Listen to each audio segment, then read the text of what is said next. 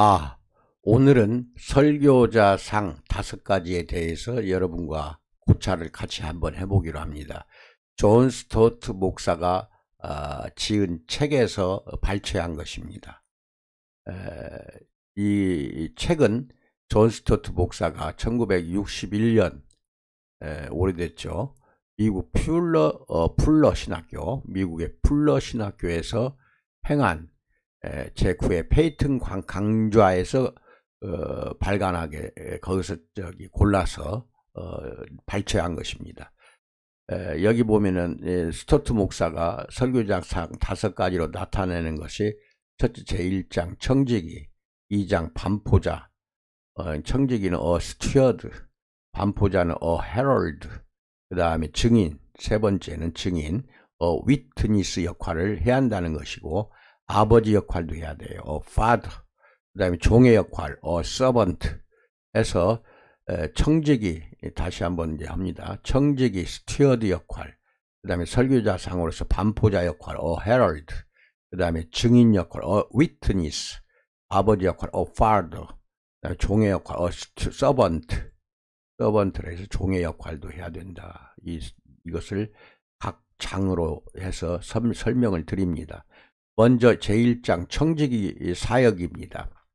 설교자의 권위와 메시지가 여기에 해당이 되고, 당면 문제가 뭐냐? 내가 무엇을 말해야 하며, 목사인 내가 무엇을 말해야 하며 나의 메시지를 어디서 끌어내야 하는가? 이게 청지기 사역입니다. 이거 잘 알고 계시고, 부정적인 측면을 먼저 따져봅시다.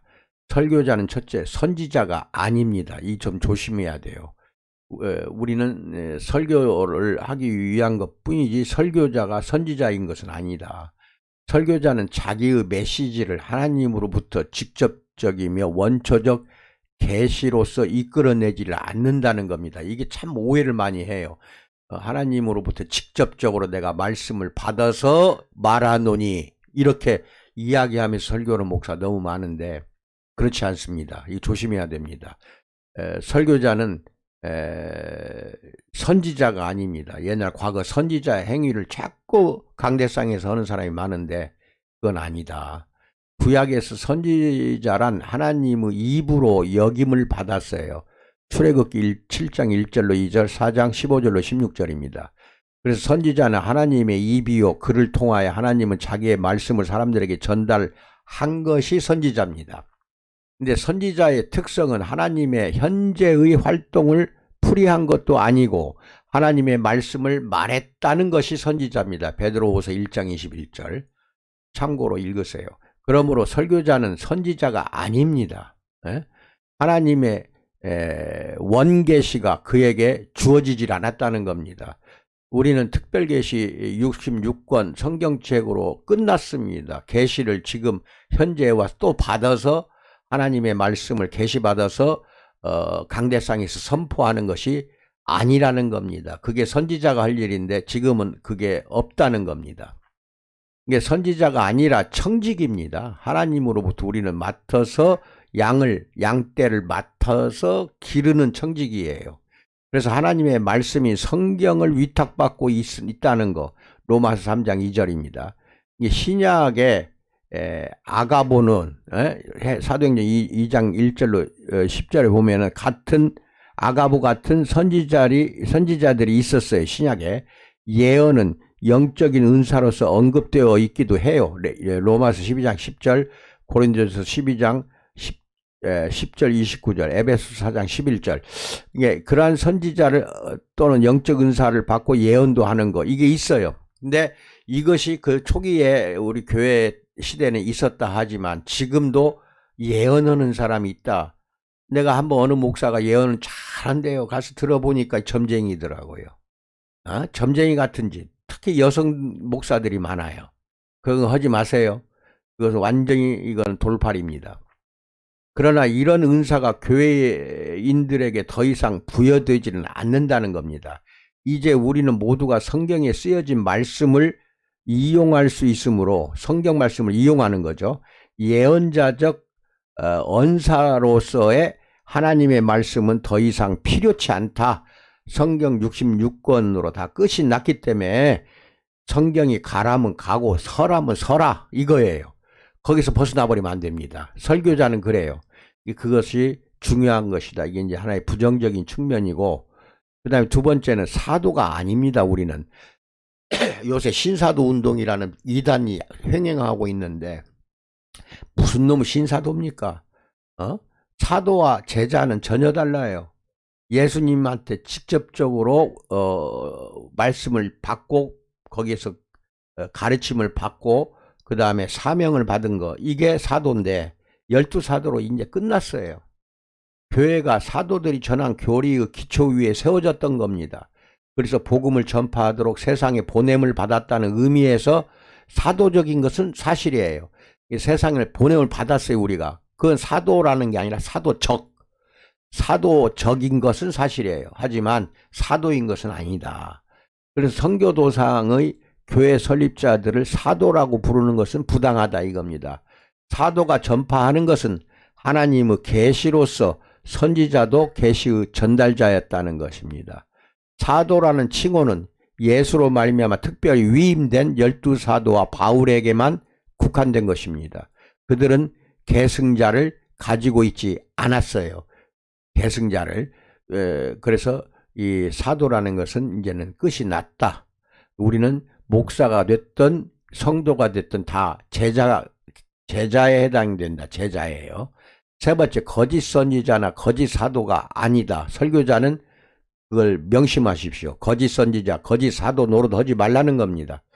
설교자는 거짓 선지자나 거짓 사도가 아닙니다. 오늘날 선지자나 사도는 없지만 거짓 선지자나 거짓 사도는 있을까 두렵다. 있어요. 이게 문제라는 겁니다. 은근히 있어요. 강대상에서 설교하는 거 딱 들어보면 금방 압니다. 그들은 하나님의 말씀 대신에 그들 자신의 말을 하고 있는 거예요. 하나님 말씀을 받아서, 즉 성경의 66권에 있는 하나님 말씀을 받아서 선포해야 되는데 듣다 보면 자기 말을 하고 있어요. 그들의 메시지는 그들 자신의 마음속에서 조작된 것이 입을 통해서 나타나더라는 겁니다. 이게 거짓 선지자, 거짓 사도예요.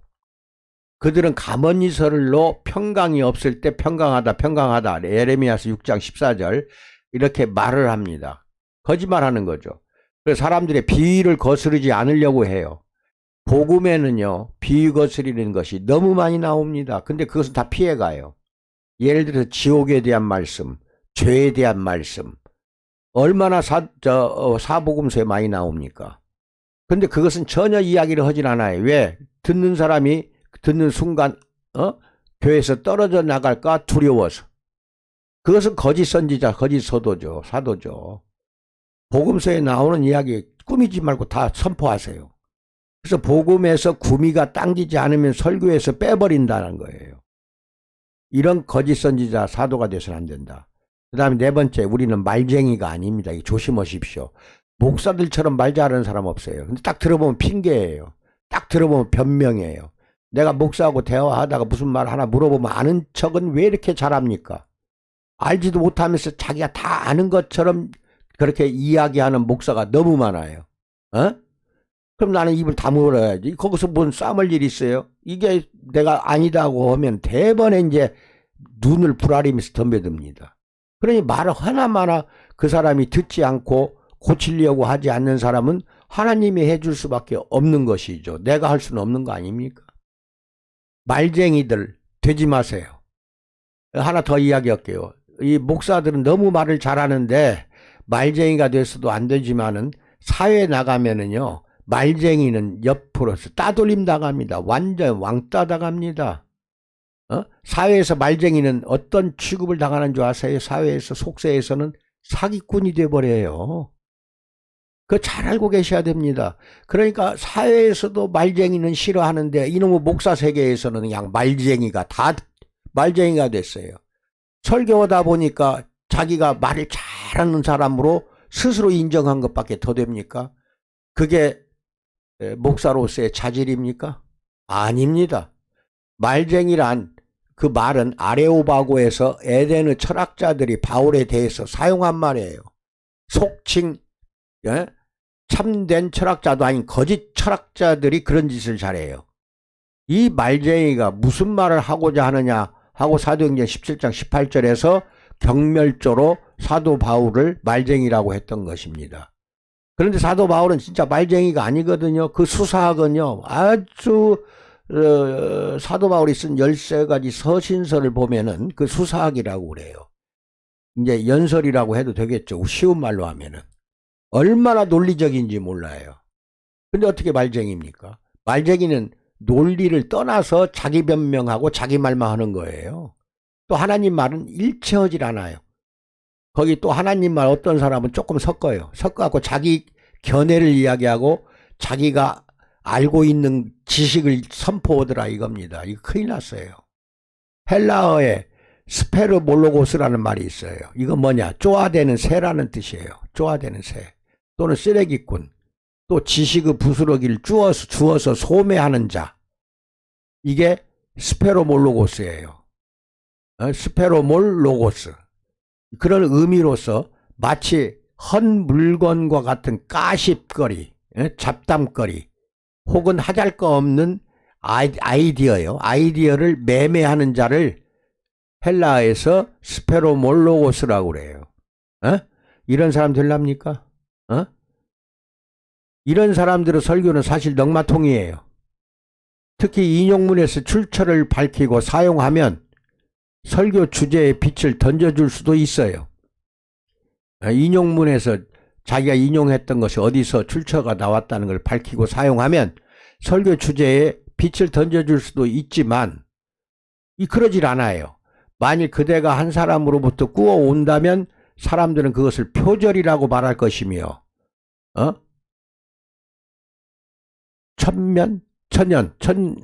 꾸어온다면 영구라고 천연적인 거 쉽게 말해서 어디서 꾸어온 게 아니고 자기 자신이 알아내서 말하는 거 꾸어왔다. 그런다면 그건 영구라고 말할 것입니다. 다른 사람의 글을 중개해 버리는 설교자들을 칭하는 거예요.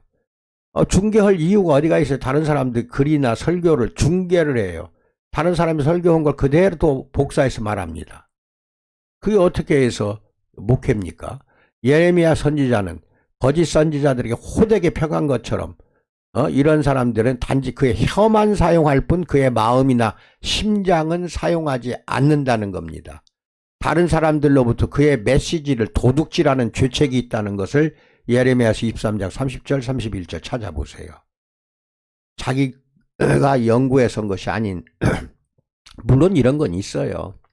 설교를 남들이 아주 잘하는 그 설교문이나 이런 걸 보고 거기에서 자기 것으로 소화하는 거 이건 괜찮아요.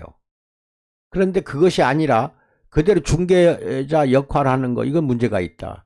청지기란 무엇인가? 설교자는 청지기입니다. 청지기란 다른 사람의 재산을 맡아서 나누어 주는 자입니다. 즉 다른 부유한 집에서 청지기 역할을 한다는 것은 그 집의 재산을 맡아서 관리하고 나누어 주기도 하는 자. 이게 청지기예요. 성경에 보존되어 있는 하나님의 자기 계시를 맡아서 남에게 선포하는 사람. 이게 청지기 역할입니다. 설교자는 선지자나 사도들처럼 하나님의 입으로부터 끌어내는 것도 아니요. 거짓 선지자들처럼 자신의 생각으로부터도 아니고 말쟁이들처럼 다른 사람의 말을 중개하는 것도 아니고 성경에 단번에 계시되어 기록된 하나님의 말씀으로부터 끌어내는 특권을 받은 사람이 청지기예요. 하나님의 말씀 창고에서 말씀을 꺼내서 선포하는 것입니다. 그게 청지기예요. 고린도인들은 그들의 지도자들에게 지나친 경의를 보이고 있습니다. 바울은 그들의 영웅 숭배를 꾸짖으며 뭐라고 그랬어요? 사람들이 마땅히 우리를 그리스도 일꾼이요 하나님의 비밀을 맡은 자로 여길지어다 이렇게 이야기하잖아요. 고린도전서 4장 1절. 영웅 숭배하지 말라고. 설교자가 청지기로서 맡아 가지고 있는 물건들은 하나님의 비밀을 맡아서 가지고 있다는 겁니다. 비밀을. 그래서 청지기는 이 비밀들을 집안 식구들에게 알려줄 책임이 있어요. 청지기 바울로부터 4개의 중요한 과제를 배울 수가 있습니다. 첫째가 설교자의 자극과 메시지를 먼저 배우는 겁니다. 설교는 아주 힘든 일입니다. 낙심될 유혹을 많이 받아요. 힘이 빠지는 자기 영을 강화시키기 위하여 강한 자극이 또 필요합니다. 바울은 하나님의 비밀을 맡은 청지기였어요. 고린도전서 4장 1절 보세요. 복음을 전하면 부득불 할 일이며 복음을 전하지 않으면 내게 화가 있을 것이로다. 아주 유명한 말입니다. 얼마나 이게 무서운 말인지 몰라요. 청지기에 대한 주인의 요청은 신실성이에요. 우리가 맡아서 청지기 사역을 한다 하면 그 청지기는 신실해야 됩니다. 집주인은 청지기에게 다 맡깁니다. 왜? 신실하기 때문에 맡깁니다. 사기꾼 같은 기질 있는 사람한테는 하나님 계시를 맡길 수가 없는 겁니다. 식구들은 식량 공급을 그에게 의존하고 그러다 보니까 청지기는 이제 실수하면 안 된다는 겁니다. 조심해야 됩니다. 두 번째, 메시지의 내용의 원천. 청지기는 메시지를 공급받습니다. 청지기가 자기의 호주머니로부터 식구들을 먹여야 하지 않는 이상 설교자는 자신의 재주를 부려서 자신의 메시지를 공급해서는 안 돼요. 하나님의 메시지를 공급해야죠. 청지기예요, 우리는. 설교자는 씨를 뿌리는 자입니다. 우리는 씨를 만드는 자가 아니에요. 뿌리는 자예요. 그 씨는 하나님의 말씀일 뿐이에요. 하나님 말씀이라는 씨를 우리는 받아서 뿌리는 자가 설교자입니다. 그래서 설교자를 반포자라고도 해요. 반포자. 좋은 소식을 전파하라는 명령을 받고 있고 설교자는 집주인으로부터 그에게 위임된 물건을 맡은 우리는 청지기에 불과하다. 목사라고 해서 대단한 직책이고 대단한 위세를 부리는데 그게 목사가 할 일입니까? 청지기는 이 물건들이 해를 받지 않도록 해야 합니다.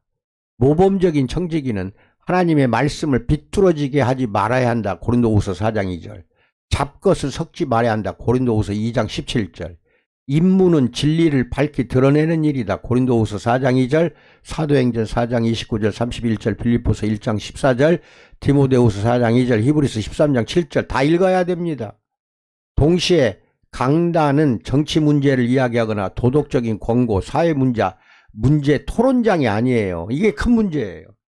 언젠가 내가 기독교 보수주의에 대해서 강하게 내가 이야기를 했습니다. 우리는요, 성경을 말씀을 붙들고 있다고 한다면 그게 기독교 보수주의자예요. 정치적인 보수주의자, 정치적인 진보자가 되어서는 안 됩니다.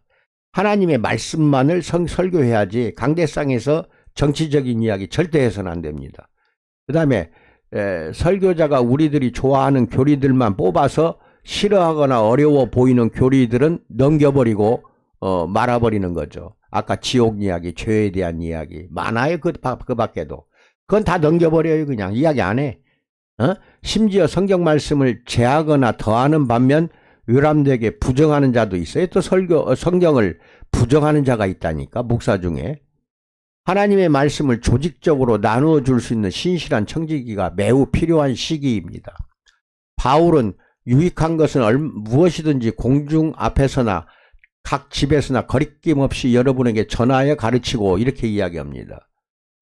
그리고 이는 내가 꺼리지 않고 하나님의 뜻을 여러분에게 전하였음이라고 고백하잖아요. 예수께서 지혜 있고 진실한 청지기가 되어 주인에게서 그 집 종을 맡아 때를 따라 양식을 나누어 줄 자가 누구이겠느냐 하고 누가복음 12장 42절에서 말씀하시잖아요. 그래서 그런 청지기의 슬기와 충성도는 식구들에게 나누어지는 음식의 안전성과 적응성에서 나타난다 이 말입니다. 들어보면 안다는 거예요. 설교자. 들어보면 저 사람은 청지기인가 아닌가 금방 알아요. 설교자는 성경을 정확하고 분명하게 풀이하고 이것을 힘있게 적용시켜 진리가 다리로 하여금 건너가게 한다. 진리가 다리가 돼야 된다. 이제 여러분 여기까지 하면 잘 아실 겁니다. 그리고 여기 보면은 이제 세 번째 설교자의 권위의 훈련, 권위와 훈련에 대해서 말씀을 드리기로 합니다. 설교자는 권위를 가져야 하는데 권위를 두려워하거나 부끄럽게 여겨서는 안 됩니다. 권위와 겸손은 상치되질 않아요. 서로 배치가 되질 않는다. 권위 있는 사람이 겸손한 사람이고 겸손한 사람이 권위가 있어요. 겸손한 사람은. 우리는 항상 겸손하여 자기를 잊어야 합니다. 이게 권위예요. 그러나 복음에 대해서만은 결코 자신이 없다거나 변명조로 말해서는 안 된다는 것입니다. 겸손한 자는 용기가 있습니다. 그거 알아야 돼요. 교만한 사람은 뒤로 숨어요. 항상 그래요. 겸손한 사람이 용기가 있어요. 설교자의 권위는 어디에 있을까? 빌리 그레이엄 목사는 성경은 말합니다 라고 설교를 할 때마다 말합니다. 이것이 진짜 권위예요. 성경이 말하도록 하라는 거예요. 설교자는 하나님의 권위로 말할 수 있어야 합니다. 하나님의 권위와 함께 설교는 신선하고 맵고 날카로운 것이 한다. 또한 설교자의 권위는 그가 다루고 있는 본문에 얼마나 집착할 수 있는가에 달려 있어요. 집안 식구들을 먹이고 있는 것은 집주인이 공급하는 음식이지 그것을 나누어주는 청지기가 아니라는 것입니다. 설교자의 인격이 성경의 빛으로 가려워지고 그의 음성이 하나님의 음성에 잠기어질 때 그의 의무는 가장 잘 수행되었다고 보시면 됩니다. 네 번째, 설교자 훈련의 필요를 가르치는 실용적 과제를 전달합니다. 충성스러운 청지기는 창고 속의 재고품을 전부 알고 있어야 됩니다. 무엇이 어디가 있고 어디가 있고 어디가 있고. 즉 성경이라는 식료품 창고는 매우 넓고 커요. 평생 연구해도 그 풍부함과 종류를 충분히 드러낼 수가 없다는 것입니다. 해석 설교, 이걸 이제 강해 설교라고 하는데 가장 까다로운 훈련이 해석 설교입니다. 강해 설교. 우리는 오직 기도하는 일과 말씀 사역에 힘쓰니라. 사도행전 6장 2절로 4절 말할 준비가 되어 있는 자만이 해석 설교를 할 수가 있다. 현미경을 통해서 몇몇 구절의 언어학적 세목을 연구도 하고 망원경을 통해서 하나님의 주권이라는 웅대한 주제를 융합시키면서 하나님의 말씀에 광활한 공간을 잴 수 있어야 된다는 것입니다. 그래서 신약과 구약의 연결고리 잘 찾으세요. 스펄전은 다음과 같이 말합니다. 성경의 영혼, 바로 그것을 내어서 먹음으로써 마침내 그대가 성경적인 어법으로 말할 수 있으며 그대의 영이 주의 말씀으로 향내가 풍기게 함으로써 그대의 피가 성경의 원소가 되도록 하고 성경의 본질, 바로 그것이 그대로부터 흘러나올 때까지 하는 것은 복된 일이다 라고 핵심을 말하고 있습니다. 예수께서 하늘나라의 훈련을 받은 율법학자는 마치 자기 곳간에서 새 것과 옛 것을 꺼내는 집주인과 같다 하고 마태복음 13장 52절에서 말씀하시는 이것이 바로 하나님의 비밀을 맡은 충성된 청지기라는 것을 오늘은 말씀드렸습니다. 좀 길기 때문에 내일 이 반포자에 대한 말씀을 선포합니다. 1장만 했어요. 청지기 사역을 설교자들은 맡았다 하는 부분을 오늘은 말씀을 드렸으니 잘 숙고하시고 노력하시기 바랍니다. 이 대단히 좋은 말씀들이 많아요. 그래서 소개하는 것이니까 여러분들 이제 너무 염려하지 마시고 성경을 신약 구약 다 진지하게 연구하십시오. 그러면 됩니다. 자꾸 연구하다 보면은 하나님이 청지기로서의 지혜를 주십니다. 풍부한 은혜 속에서 그 지혜를 받으시는 여러분들이 되기를 충심으로 축원드립니다. 감사합니다.